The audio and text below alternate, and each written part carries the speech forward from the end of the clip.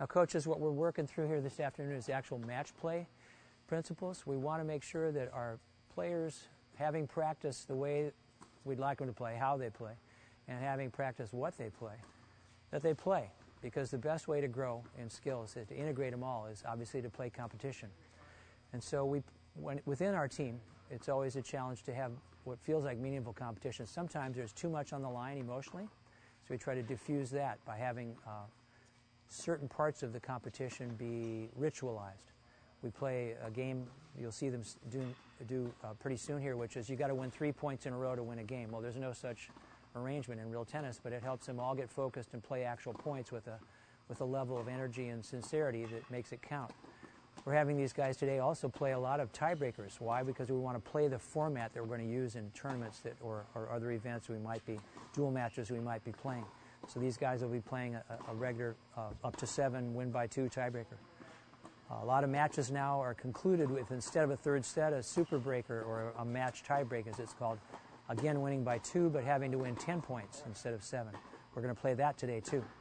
And it turns out, at least for us, the very first match that we're going to play will be next week when our preseason's over, and we're going to be playing a no-ad scoring format for sets. So we're going to play one set of no-ad scoring. The idea, again, is to practice how we play, practice what we play, and include that actually within our practice framework. I'll be actually going out onto court once these matches are underway. It obviously can't be the same as it is in a match with another school because both players on either side of the court belong to our team. So the idea will be that I'll kind of be representative of the way I would coach in a match, the things I would recommend. Some of the principles involved will be to stay positive with the players, not to be unduly harsh with them. We want to find a balance point between challenge and encouragement. And if the player's down, I'm going to give them as much encouragement as I realistically can. But we also know already that as these players are playing, feedback for them to be meaningful and to be useful has to be both specific and actually proportional to the need of correction or proportional to their accomplishment. I can't just offer a bunch of effusive praise if I can't back it up with specifics. It doesn't do that player any good.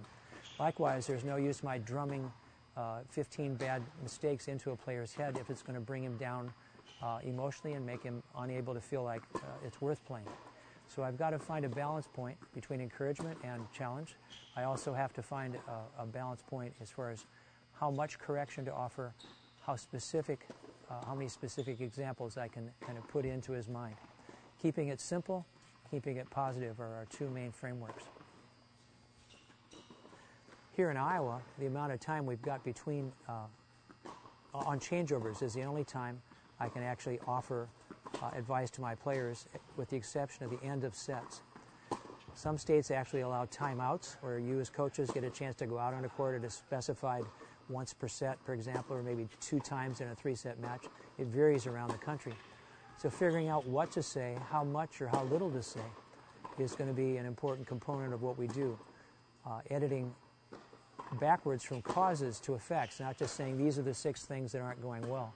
What one feature might be causing 4 of those?